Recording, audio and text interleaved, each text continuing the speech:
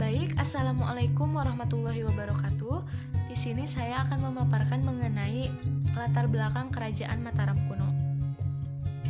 Kerajaan Mataram kuno merupakan kerajaan yang terletak di Jawa yang berdiri sekitar abad ke-8, dan bukti dari adanya kerajaan ini yaitu adanya prasasti-prasasti yang ditulis dengan menggunakan huruf Pallawa dan juga bahasa Sangsekerta seperti Prasasti Canggal tahun 732 Masehi, Prasasti Kalasan 778 Masehi, Prasasti Klurak 782 Masehi, dan juga Prasasti Kedu atau Prasasti Balitung tahun 907 Masehi. Nah, kerajaan ini awalnya dipimpin oleh seorang raja yang bernama Sana, dan ada pun raja-raja yang pernah memerintah di kerajaan ini, diantaranya yang pertama Rakai Mataram Sang Ratu Sanjaya atau Raja Sanjaya, yang kedua Sri Maharaja Rakai Panangkaran, yang ketiga Rakai Panunggalan, yang keempat Rakai Warak, yang kelima Rakai Garung, yang keenam Rakai Pikatan, yang ketujuh Rakai Kayuwangi, yang kedelapan Rakai Watuhu Malang, yang kesembilan Rakai Watu Kuradiah Balitung Darmodia Mahasambu atau yang paling populer dengan sebutan Diah Balitung. Dalam prasasti Sojomerto yang ditemukan di desa Sojomerto yang ada di Kabupaten Batang, disebut nama Dapunta Shailendra yang beragama Siwa atau beragama Hindu, yang mana Dapunta Shailendra ini diperkirakan berasal dari kerajaan Sriwijaya yang menurunkan dinasti Shailendra yang berkuasa di daerah Jawa bagian tengah.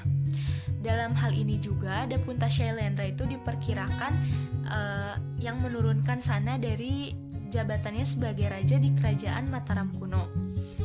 Menurut Prasasti Canggal yang berangka tahun 732 Masehi pun diterangkan bahwasanya ketika Raja Sana ini diturunkan dari jabatannya sebagai raja di kerajaan Mataram kuno, ia telah digantikan oleh Raja Sanjaya. Assalamualaikum warahmatullahi wabarakatuh. Perkenalkan, nama saya Sepia Maharani. Di sini saya akan mempresentasikan mengenai sejarah Kerajaan Mataram kuno. Pada tahun 732 Masehi, ada sumber tertulis yang menyatakan tentang Kerajaan Mataram, yaitu Prasasti Canggal dan juga Prasasti Mantiasi. Nah, dalam kedua prasasti ini disebutkan bahwasanya ada seorang raja yang telah memeluk agama Siwa atau agama Hindu. Raja tersebut bernama Sanjaya, yang mana ia juga membangun sebuah kuil yang digunakan untuk pemujaan terhadap Dewa Siwa dengan bentuk candi yang dilengkapi dengan hiasan lembu. Pada prasasti Canggal ini juga menyebutkan mengenai nama kerajaannya meskipun tidak dengan jelas, tetapi hanya memberitakan mengenai ada raja lain yang memerintah di Pulau Jawa sebelum Sang Ratu Sanjaya, yakni Sana. Nah, sepeninggal Sana, negara pun menjadi kacau hingga akhirnya Sanjaya pun tampil menjadi raja dengan dukungan dari ibunya yaitu Sanaha yang merupakan saudara dari Sana. Sanjaya memerintah dengan sangat bijaksana dalam jangka waktu yang lama. Ia juga menciptakan pemerintahan yang sangat aman, makmur, dan sentosa dan juga bijaksana. Nah, inilah sebabnya mengapa Sanjaya disebut sebagai pendiri dari dinasti Sanjaya, yang mana dinasti Sanjaya ini berkuasa sangat lama di kerajaan Mataram kuno ini. Dari Prasasti Canggal, kita bisa memperoleh informasi bahwasanya kerajaan Mataram kuno telah berdiri dan juga mengalami perkembangan pada abad ke-7 Masehi dengan raja pertamanya yaitu Sanjaya yang memiliki gelar Rakai Mataram Sang Ratu Sanjaya. Sekian dari saya, materi selanjutnya akan disampaikan oleh rekan saya. Terima kasih. Assalamualaikum warahmatullahi wabarakatuh. Perkenalkan, nama saya Muhammad Rafi Rabani. Saya akan menjelaskan tentang hal besar yang pernah dihasilkan oleh Kerajaan Mataram kuno. Nah, Kerajaan Mataram kuno ini menjadi salah satu kerajaan terbesar yang memiliki banyak sekali peninggalan sejarah yang besar pula. Salah satunya adalah Prasasti Canggal. Prasasti ini berangka 654 Saka atau 732 Masehi. Ditemukan di halaman Candi Gunung Wukir di Desa Kadilumbi, Kecamatan Salam, Magelang, Jawa Tengah.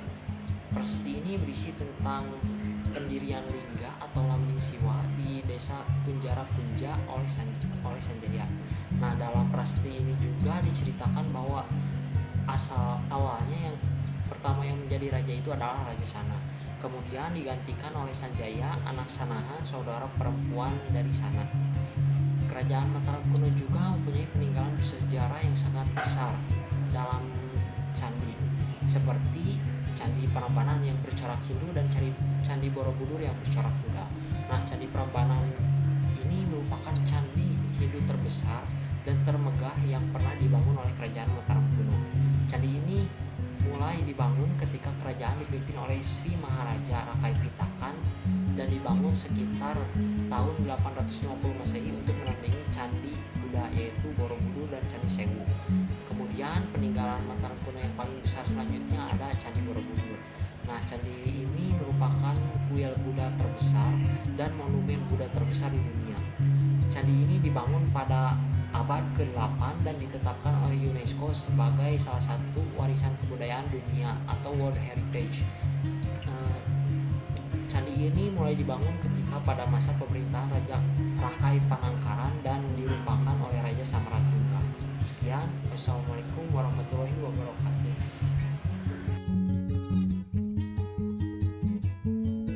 Assalamualaikum warahmatullahi wabarakatuh.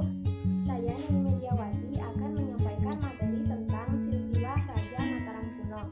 Yang pertama ada Rakai Mataram Sang Ratu Sanjaya, di mana Raja Sanjaya ini merupakan penguasa pertama dari Kerajaan Mataram kuno. Raja Sanjaya ini berkuasa pada tahun 717 sampai 746 Masehi. Nama Raja Sanjaya ini tertulis dalam Prasasti Canggal dan Prasasti Mantiasi serta teks dari naskah Carita Parahyangan. Yang kedua ada Sri Maharaja Rakai Panangkaran, di mana Raja Panangkaran ini berkuasa sekitar tahun 770-an. Yang ketiga ada Rakai Panunggalan.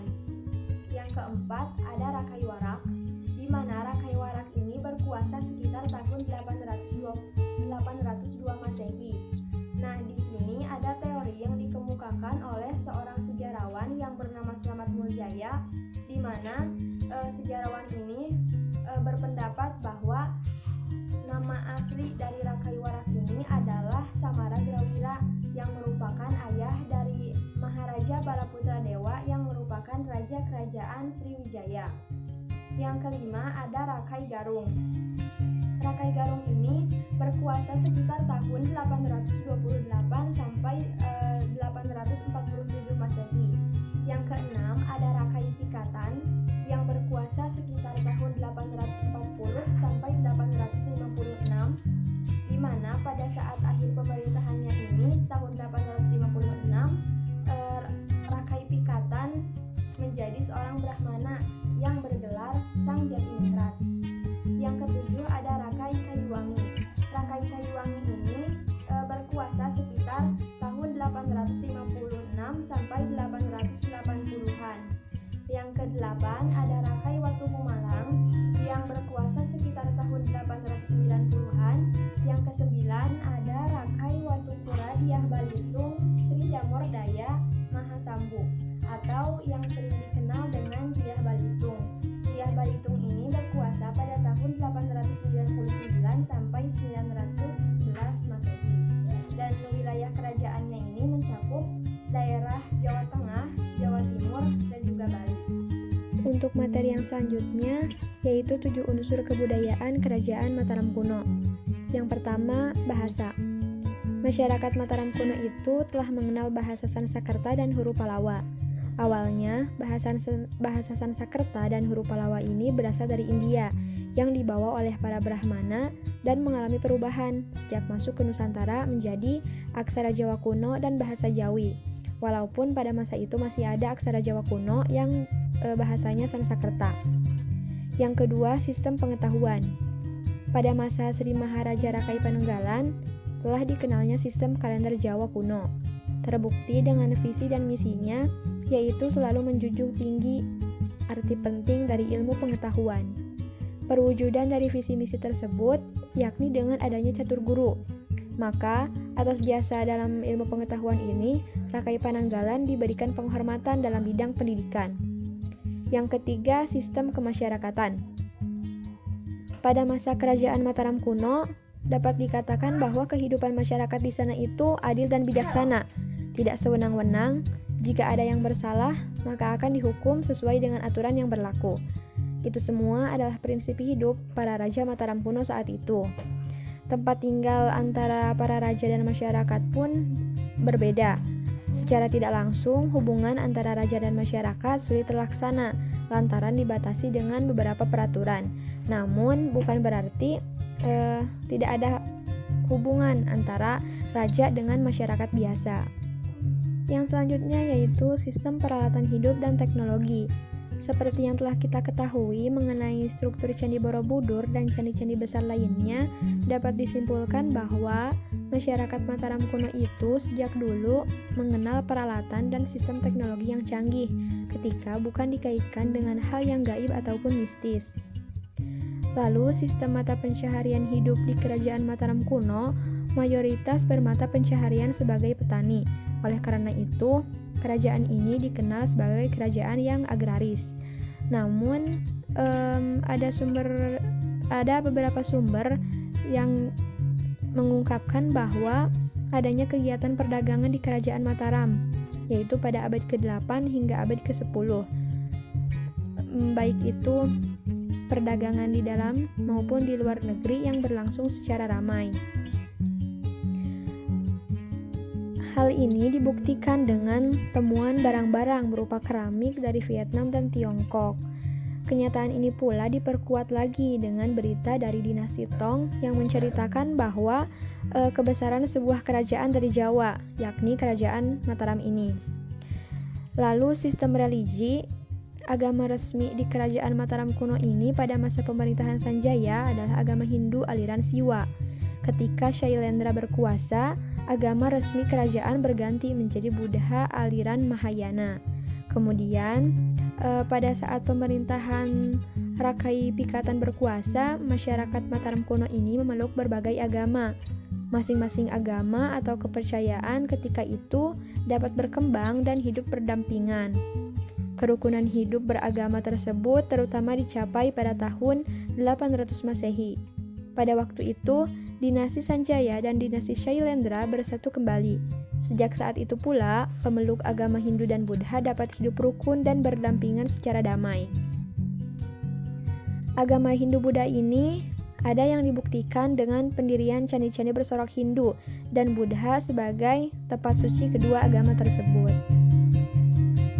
Lalu kesenian pada masa kerajaan Mataram kuno, setelah pusat pemerintahannya dipindahkan ke Jawa Timur, banyak sekali dihasilkan hasil seni sastra. Di antaranya yaitu yang pertama, pada masa pemerintahan Dharmawangsa berhasil menulis kitab hukum Purwadigma. Kitab hukum ini ditulis dengan menggunakan bahasa Jawi. Yang kedua, kitab Arjuna Wiwaha yang ditulis pada tahun 1035 oleh Empu Kanwa. Isinya ini menceritakan tentang perjalanan Airlangga di pengasingan di hutan. Kitab ini ditulis pada masa pemerintahan Airlangga dari kerajaan Singhasari. Yang ketiga ada kitab Samarandana ditulis oleh Empu Darmaya. Buku ini ditulis pada masa pemerintahan Kameswara dari kerajaan Kediri. Isinya menceritakan tentang Raja Kameswara yang dipuja-puja sebagai titisan Dewa Karma. Yang selanjutnya yaitu kitab Bharatayuda yang ditulis oleh Empu Panuluh dan Empu Sedah pada masa pemerintahan Jayabaya.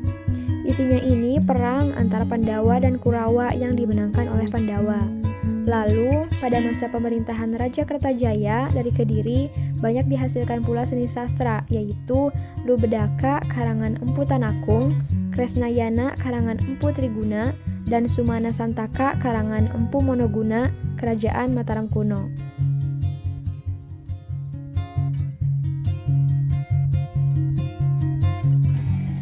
Nah, setelah kita menyimak pembahasan mengenai Kerajaan Mataram kuno yang telah disampaikan oleh rekan-rekan saya tadi, dapat diambil kesimpulan bahwasanya Kerajaan Mataram kuno ini didirikan pada abad 732 Masehi yang terletak di Desa Canggal dengan raja pertamanya ialah Sanjaya. Adapun raja-raja lainnya yaitu Rakai Panangkaran, Mataram, Panunggalan, Dyah Balitung, dan juga lain sebagainya. Kerajaan Mataram kuno ini memiliki peninggalan yang sangat beragam, baik dari seni sastra, bangunan atau arsitektur yang terkenal se-Nusantara hingga ke mancanegara. Sekian, terima kasih. Mohon maaf bila ada kesalahan. Wassalamualaikum warahmatullahi wabarakatuh.